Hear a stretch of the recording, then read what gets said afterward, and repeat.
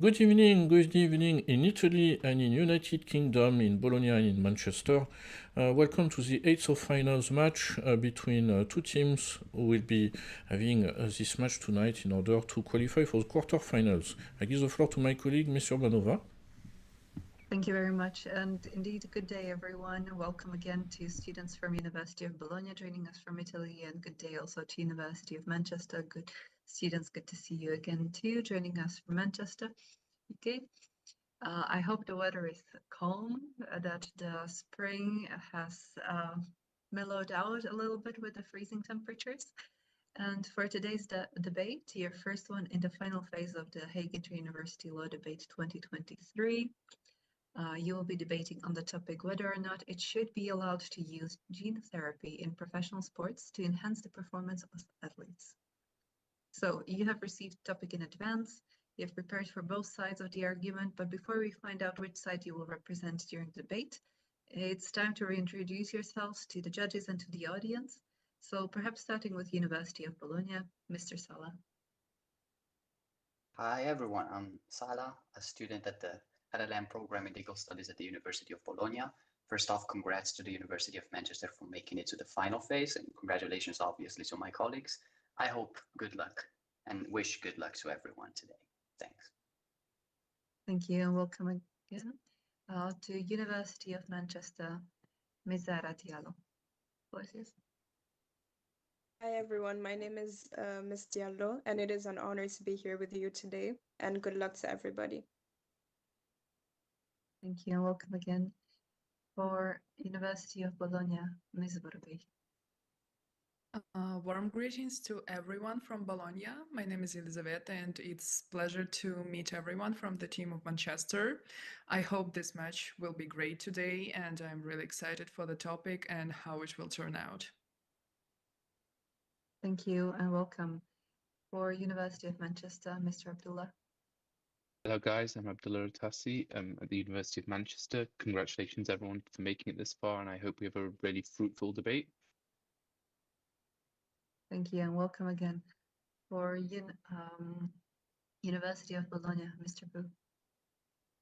Hi everyone, my name is Chanda Wu. I'm from China, but I'm studying at the University of Bologna. Nice to meet you, and congratulations and good luck. Indeed, welcome again. For University of Manchester, Mr. Dionisi. Hi everyone, my name is Alberto, and it's a pleasure meeting you, and good luck for the debate. Thank you and welcome again.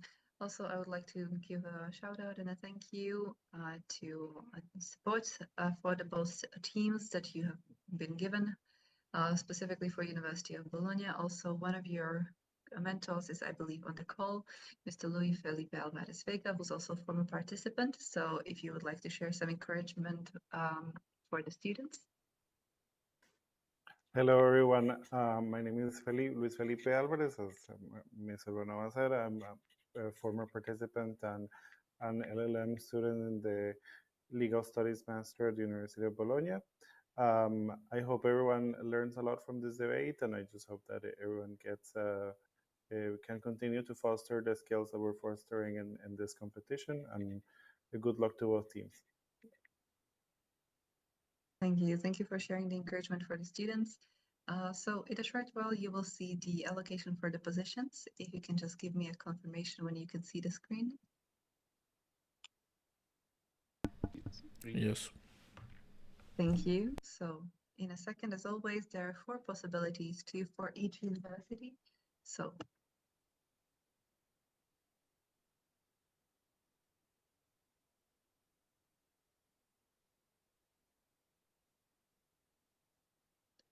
for today's debate, it will be the team of University of Manchester that will defend the position against. To confirm, it will be the University of Bologna's team that will argue that it should be allowed to use gene therapy in professional sports to enhance the performance of athletes. And the team of University of Manchester will argue against this motion and thus that it shouldn't be allowed to use gene therapy in professional sports to enhance the performance of athletes. You now have 5 minutes to finalize your preparations. Feel free to close your cameras, and afterwards we'll start with the position in favor. and thus the word goes to University of Bologna.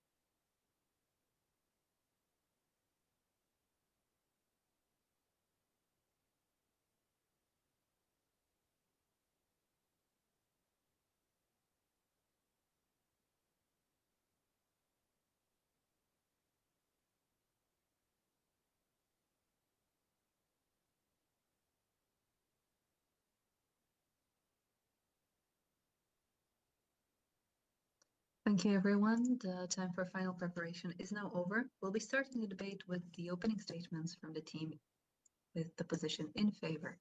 University of Bologna's team, you now have 4 minutes for your opening statements. Dear opposing team from Manchester, honorable judges and organizers, on behalf of the University of Bologna, our team firmly believes that gene therapy should be allowed in professional sports to enhance the performance of athletes because gene therapy can benefit athletes and the sports industry as long as it's regulated properly and not abused. Gene therapy is a technique that uses a gene to treat, prevent, or cure a disease or medical disorder.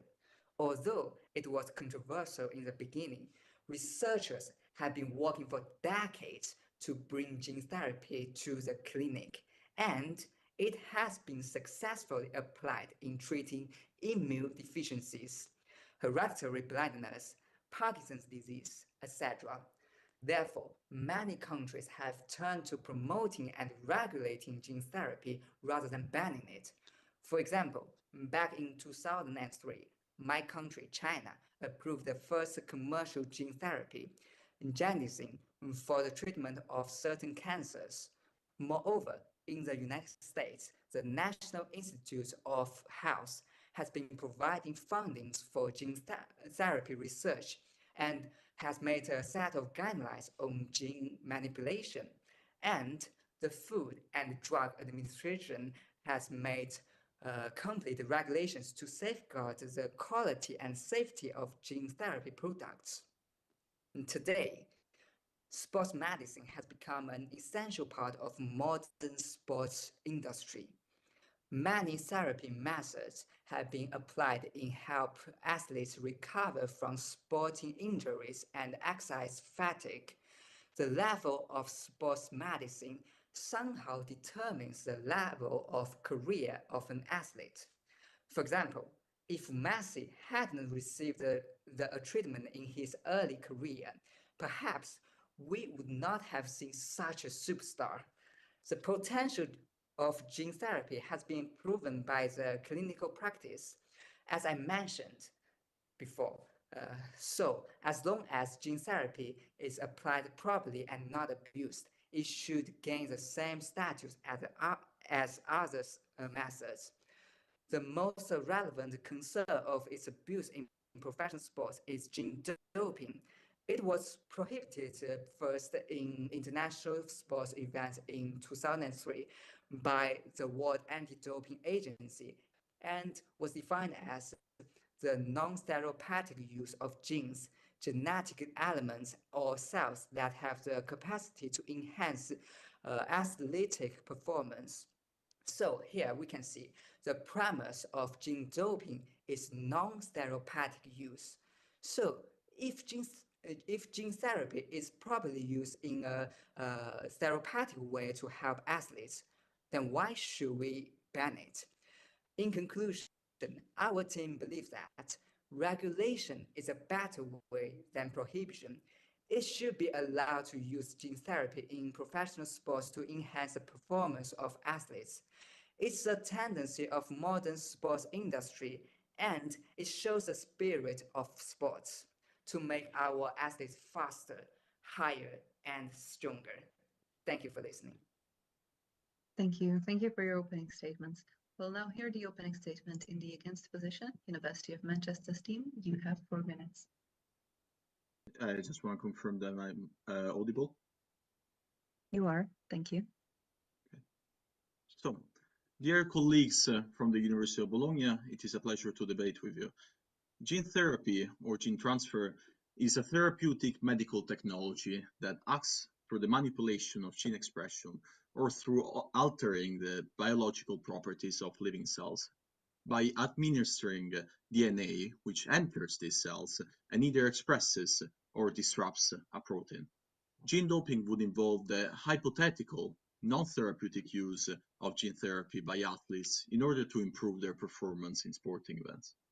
In light of the extensive risks inherently associated with this still developing area of research, including leukemia, decreased flow of blood, severe anemia, immune reactions, and toxic overabundance of protein, scientists tend to be against deploying gene therapy for anything other than research into curing life-threatening conditions. Therefore, we hold that the burden is on the opposition to prove to us that gene therapy is anywhere close to being safe. In fact, in recognition of the dangerous and irreversible effects of gene therapy, gene doping has been banned by the major international regulatory bodies, the International Olympic Committee, the International Sports Federation, and the World Anti-Doping Agency since as early as 2003.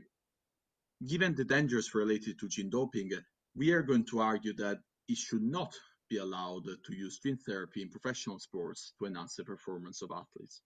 Firstly, I'm going to argue that allowing gene doping would create an incentive to use gene therapy on young athletes, violating their rights to bodily integrity. Secondly, Zara is going to argue that the precautionary principle should be used to prevent gene therapy in sports, as it might lead to unknown and irreversible harms to humans. Thirdly, Abdullah is going to demonstrate that even if the opposition argues for the benefits of regulation, allowing gene therapy would inevitably keep raising the ceiling to access professional sports, forcing athletes to engage in gene therapy if they want to get to the highest levels of such sports. So I first want to point out that the debate around gene doping does not mention one of the most problematic consequences of the practice, which is the doping of children and the violation of the right to bodily integrity. In fact, the sporting environment, especially at professional levels, entails a relatively unconstrained relationship between coaches and young players, coupled with the ability for parents to start pushing their children from a very young age to mold them into elite athletes. So there is a plausible danger, therefore, that children are genetically enhanced from very young ages so as to ensure their participation into better teams. If coaches had the possibility of choosing between genetic profiles of young athletes, it seems unlikely that they would not maximize the presence of enhanced individuals. The prospect of children who do not have legal capacity to consent being compelled by their parents or coaches to endure performance-enhancing gene transfer, which has permanent and irreversible effects, is brazenly in violation of Article 5 of the UNESCO Universal Declaration on the Human Genome, which states that if a person can provide legal consent, interference with his genome can only be carried out for his or direct health benefit. If this interference is carried out for performance-enhancing reasons and not out of necessity due to a life-threatening condition, it would not only be illegal, but immoral to subject a child to the risks of new and untreatable genetic defects. Thank you. Thank you very much. We have now heard the opening statements from both sides of the argument. Therefore, we'll now start the rebuttals. For the first rebuttal, position in favor, University of Bologna, you have 2 minutes. Thanks to the opposing team for their submission. Not allowing gene therapy in professional sports is a dangerous flip. It is an apprehension of things that pulls one right after the other and quashes them.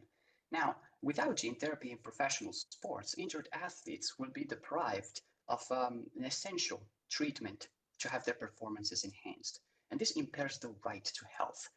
Now, here, the right to health must be intended as the International Covenant on Economic, Social, and Cultural Rights, Article 12 does. That is, as a right to the highest attainable standard of health.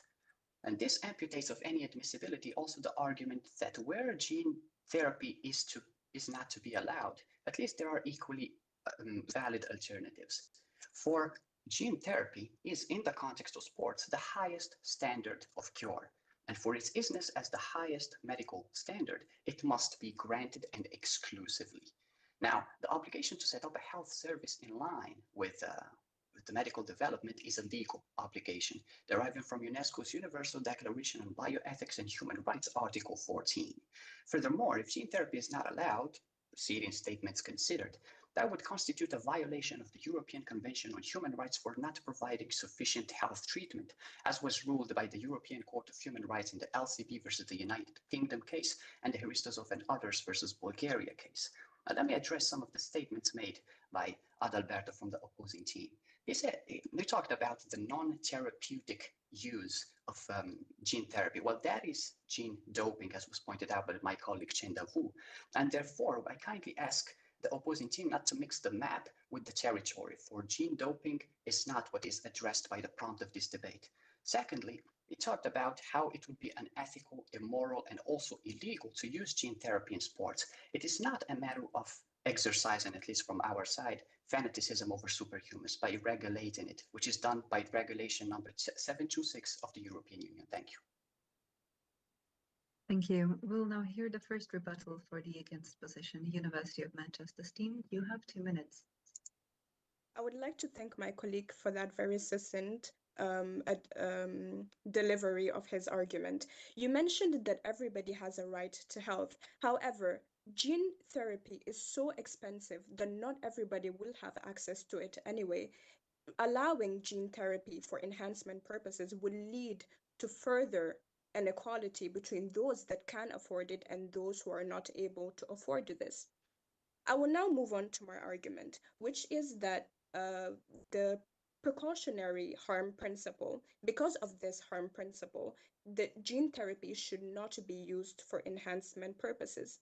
UNESCO's World Commission on the Scientific Knowledge and Technology states in its 2005 report that where human activity can lead to irreversible and irreparable harm to an individual and to morally unacceptable harm, then such activity should be diminished or reduced, and therefore this means that gene therapy should not be allowed. The report goes on to define what the precautionary principle means, and this means that where there is a risk to the person's health, to the person's life, or to a risk to inequity for future generations, then a practice should be prohibited. Now, there is a case, a court of arbitration case in 2017 of Elizabeth against the International Equestrian Club, which states that where there is a risk of harm and where that harm is not even, it's not necessary to prove that there's risk of harm beyond the reasonable doubt, but where there is a plausible risk of harm, then an activity should be reduced. And gene therapy is such that athletes can't give informed consent to the procedure because it is still developing. Thank you very much. Thank you. We'll now hear the second rebuttal for the position in favor. University of Bologna's team, you have 2 minutes. Now, thanks to the opposing team for their submission. Now, it will prosper the vocation of gene therapy into the sporting system, but only if its risks and opportunities are balanced. And so let me address the opposing team said and reply by saying that we do acknowledge the risks, but our conscience is blinded before the idea of having gene therapy prohibited in total merely for that. In fact, instead of pulling back when a risk is inherent, the approach that is compellent is the one that was voiced by, one more time, the European Court of Human Rights in Honor Yildiz versus Turkey, when it ruled that in front of a health danger, the state's obligation is not to prohibit, but to implement operational measures to avert the danger. Furthermore, the prohibitions against the gene therapy as stand today in the law are not to be regarded as insurmountable. As a matter of fact, firstly, because this debate, the format of it is centered around the what ought to be, meaning looking past those current statements of law as the only measure of what is right. And secondly, because the law itself hopes for adaptation, as is revealed in the preparatory works for the Convention on Biomedicine and Human Rights, by which it must be amended in line with new scientific considerations. And lastly, excluding from competition genetically modified athletes would exclude those who have been genetically modified for medically justifiable reasons and those who have been genetically modified at the birth, and therefore who with the present means cannot be distinguished from those who are genetically modified strictly for competitive reasons. And their exclusion would conflict with the right to be free from genetic discrimination, as is established in UNESCO's Universal Declaration on the Human Genome and Human Rights, Articles 2, 5, and 6. Now, we believe that the opposing teams' words detain a lot of power, but power without some form of legal morality leads to instability, and we refuse to stand on the opposing team's shaky ground. Regulation is present to halt the risky effects of gene therapy, and they are encompassed by all systems, from Korea with the Korean Bio Act of 2016, Section 47, to the Directive 2001/83. Thank you very much. Thank you. We'll now hear the second rebuttal in the against position. University of Manchester's team, you have 2 minutes. Am I audible? You are. Thank you. Opposition makes three claims here. They make the claim that we must equivocate the right to health with the right to the enhancement within sports. Here, they have made a false equivalency. Just because we as human rights have the right to health does not mean we have the right to use gene therapy to enhance for the sake of sports. Now, if we read the motion carefully, this is gene therapy specifically for the sake of increasing your ability in sports. Now, this, by the whole definition of opposition, becomes gene doping. Their attempt to disparage them and make them separate things in the context of this motion is a logical flaw. Second of all, they give us the idea that we can have risks and opportunities and balance them. And if we balance them, we are able to use this in a good way. However, I'm going to explain to you in my argument why it is likely in a scenario where gene therapy and gene doping are allowed, you will not get a balancing of risks and opportunities. This is because of the context in which professional sports are played. Professional sports are played at the highest level. People compete to be the best. In order to be the best, they go for the most resources and play at and use everything to their power to improve their abilities. The problem with this is it means anyone who is not doing that level, not competing at their level, not using those resources, will be unable to compete. What this creates is this creates a de facto necessitation for people to use gene therapy for the sake of enhancement. This is not gene therapy for the sake of usage to fix issues. This is purely for the sake of enhancement. And this false equivalency that has been used previously does not apply here. What this creates is this atmosphere that is hyper inflated and creates three distinct harms for three distinct different stakeholders. First, it broadens the inequity, as mentioned before, between athletes, those who can afford gene therapy and those who can't afford gene therapy, ruining the rights within them. Secondly, it puts the athletes in a position of being forced into gene therapy, which can put their inevitable long-term health in risk due to the unknown. Finally, it sets a standard for all future athletes who know that they now must compete or must engage in gene therapy in order to be able to do so. Furthermore, making the issue of consent with young athletes worse due to the example set. Thank you. We have now heard the rebuttals and opening statements from both sides. Now we are entering the conclusions, starting with the conclusion in favor. University of Bologna's team, you have 2 minutes. Thank you. Just to check up if I'm audible. You are. Thank you. Thank you. Okay, so ladies and gentlemen, esteemed opponents and respected judges, today we advocate for the responsible integration of gene therapy into professional sports. It is a truly transformative approach that promises substantial benefits when appropriately regulated. As we see gene therapy as an innovative and groundbreaking proven medical technique, holds an immense potential to aid athletes in injury recovery and their performance enhancement within ethical boundaries. Actually, I'm going to stop here for a second and bring one extremely simple question to your attention. Can you always divide everything in your life into black and white, solely good or solely bad? So as here, we have such an intricate and complex legal issue. Can we really simplify it that much? I believe the answer is no. Concerns surrounding generic discrimination and safety are obviously valid, but they should not lead to wholesale prohibition, as my colleagues mentioned.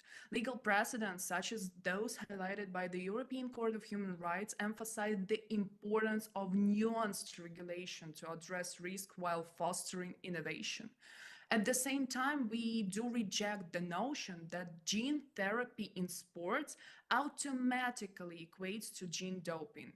The distinction here is crucial, and our regulatory framework should refer to the this understanding. So let us not be deterred by uncertainty, but rather guided by a commitment to advance in sport medicine responsibly. In conclusion, we envision a future where athletes can benefit from cutting-edge treatments while at the same time upholding the integrity of care competition. Gene therapy, when integrated with ethical oversight, can represent progress towards a more compassionate and informed approach of sport medicine. Thank you for your attention. Thank you very much for your submission. We'll now hear the conclusion in the position against. University of Manchester's team, you have 2 minutes. Can you hear me? Yes, thank you. Yes. So the opposing team mentioned that the use of gene therapy can be used for athletes that have suffered injuries and people that have suffered injuries. However, the motion in question here today is to do with the use of gene therapy in enhancing the performance of athletes. And what this does, and what allowing this does, is that it diverts the resources from people who actually need gene therapy to survive medical injuries to people that only use gene therapy for performance and enhancement reasons. Now, the opposing team has also mentioned that so long as this is not abused, then it should be allowed to use gene therapy. However, and as Abdullah has mentioned, sports is so competitive that the sports that allowing gene therapy would make sports turn into a battlefield in which countries will race to provide gene therapy in an unregulated manner to their athletes. And as we have argued, this should not be allowed because, as Adalberto has argued, firstly, this will lead to situations where parents would administer this to their children in a way and especially because children are unable to give their consent, they're uninformed with the risks of this. It's not right, it's not morally nor ethically right to allow this to happen. And as I have mentioned, it shouldn't be used because it's still at its early ages and it is still developing. So this should not be used by athletes. Thank you. Thank you. Thank you for your conclusion. You can all now relax. You're no longer in the graded part of the debate. Congratulations on concluding your first match in the final phase. Congratulations on concluding your 8 finals. As always, the judges will have time to review the match and score it. Once our team has received the scores and has validated them, we'll announce the results to you as soon as possible. In the meanwhile, it is now possibility to do a little round of feedback within the call right now. So perhaps starting with University of Bologna's team, perhaps Mr. Salah Kairi, how did you find the debate? What was the topic in the research preparation? How did it affect your team, perhaps in comparison with your first debate in the group match? Oh, geez, in comparison with the first debate, well, at least we knew how to approach it. There was a little bit more of familiarity in that respect. The topic was pretty difficult, and I would say also trying to have points in either positions that would completely contrast as opposed to just being different than what the other position would have to say was the more difficult task. Finding antithesis as opposed to finding a merely opposing statement. Our team, I think, I'm always proud of my team. So we did a good job, I think. The research was done in timely fashion. We respect the deadlines we set to ourselves, happy with the way that we draft the drafts and rehearsals. And so in that sense, I'm overall happy with how it turned out. Thank you for sharing. For University of Manchester, the same team, Ms. Zara Diallo, how did you find the debate, the topic? And perhaps if you could compare it with your first match? Yeah, I think that this particular debate was very challenging because of the nature of the motion. I don't know about the other team, but for us, I know we struggled a bit to find arguments that were not simply moral because at the end of the day, we are arguing in public international law. And so it was very difficult to find case law and find instruments to do with to favor our arguments. And I think it was very challenging, but I did enjoy the challenge very much. Thank you for sharing. Ms. Borbe, how did you find the debate, the topic? Perhaps were you surprised by some of the arguments presented by the opposing team? Thank you. Actually, I agree with what my colleague just mentioned about being proud of being a member of such a team, because the support of my team is something that is extremely valuable for me during these debates. And regarding the topic, so far it was, I would say, the most complex and intricate topic that we had, because just as was mentioned, it is pretty difficult to draw all the arguments from each other and separate them so they would be sufficient, I would say. So yes, it was intricate, but at the same time, that is exactly why that was the most interesting topic for me by that time. Thank you for sharing. The same question to Mr. Dionisi of University of Manchester. How did you find the debate, the topic, and perhaps were you surprised by arguments presented by the opposing party? Yes, so the topic was very complicated to research, as Sarah's pointed out. I myself, I like humanities and I hate anything related to science, so it was kind of difficult for me. I was very surprised by the argument of the right to health. I hadn't thought about it at all.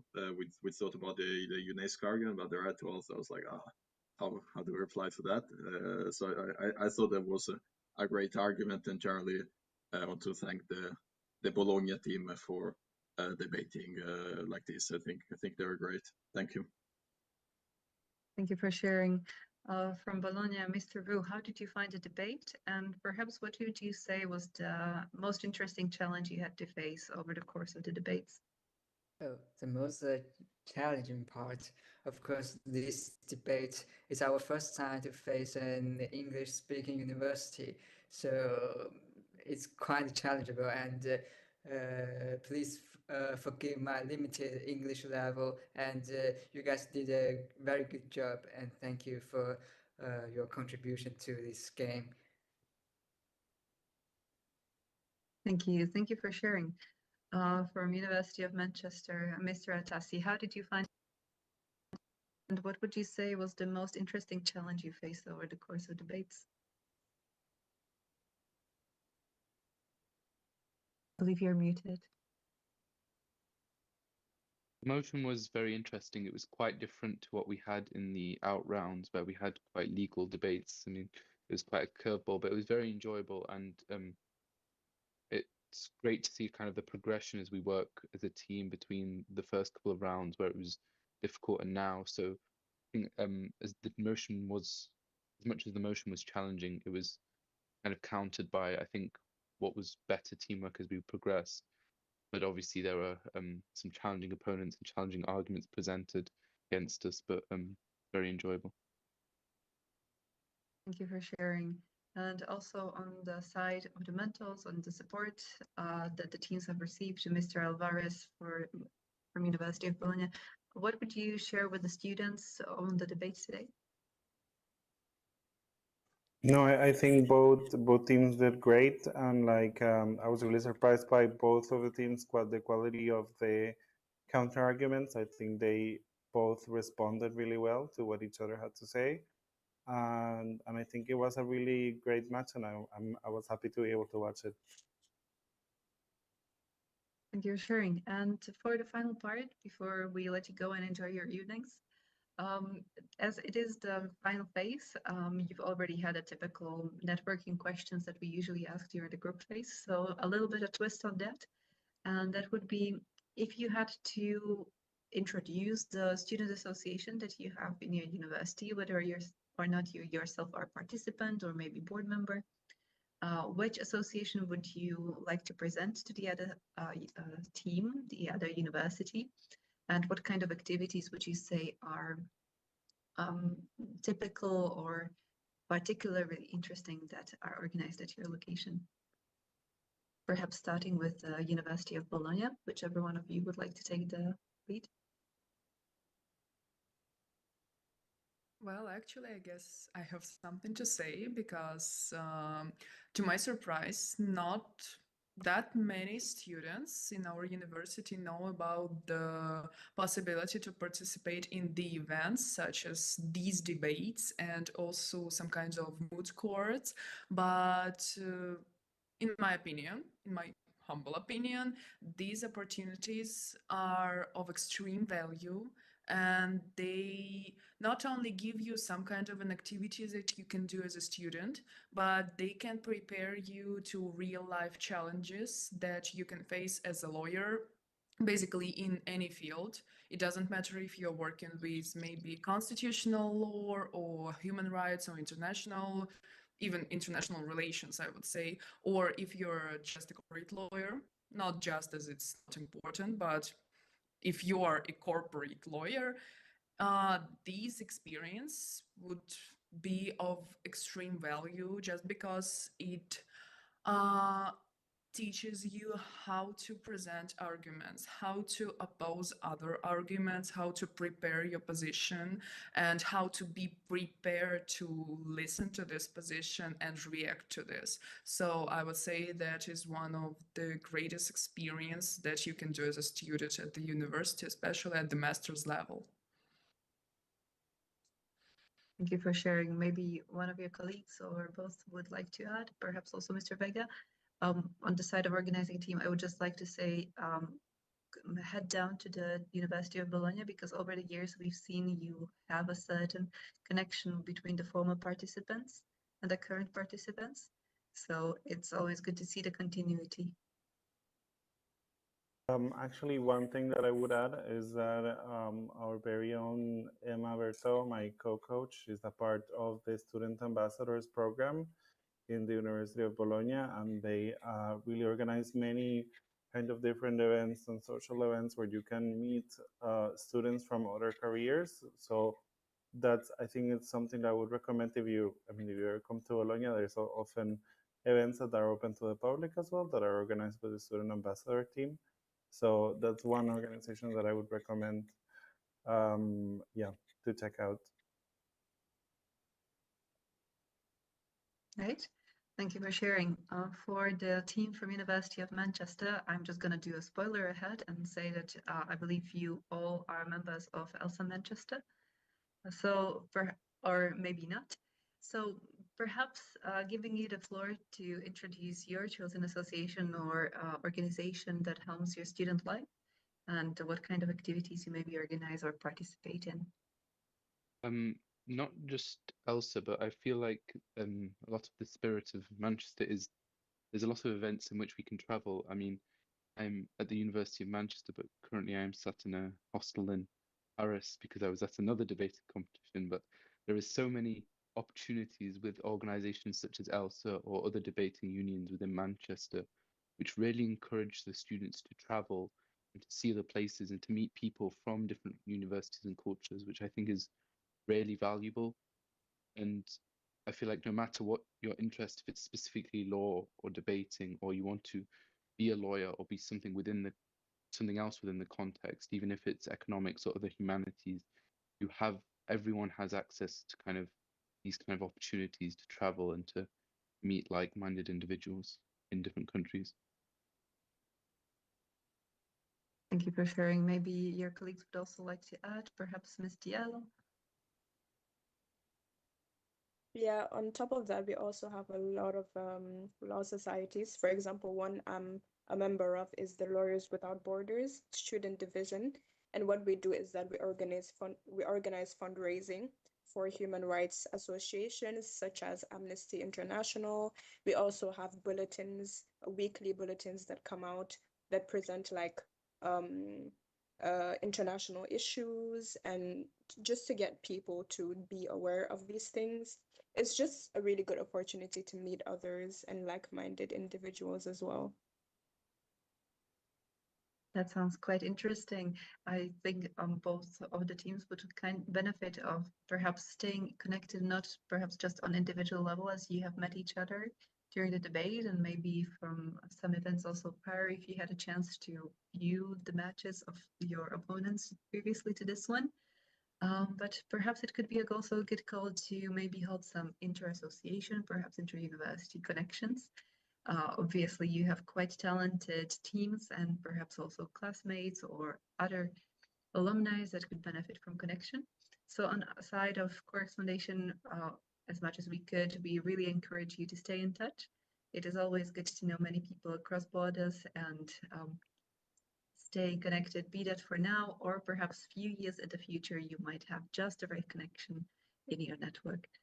And on that note, I would like to wish you all the best for the week ahead. Congratulations once more on your debate so far, on this debate in particular. And I really look forward on behalf of the organization to sharing the results with you soon. Thank you Thank very you. much. Thank you. Bye. Have a good Thank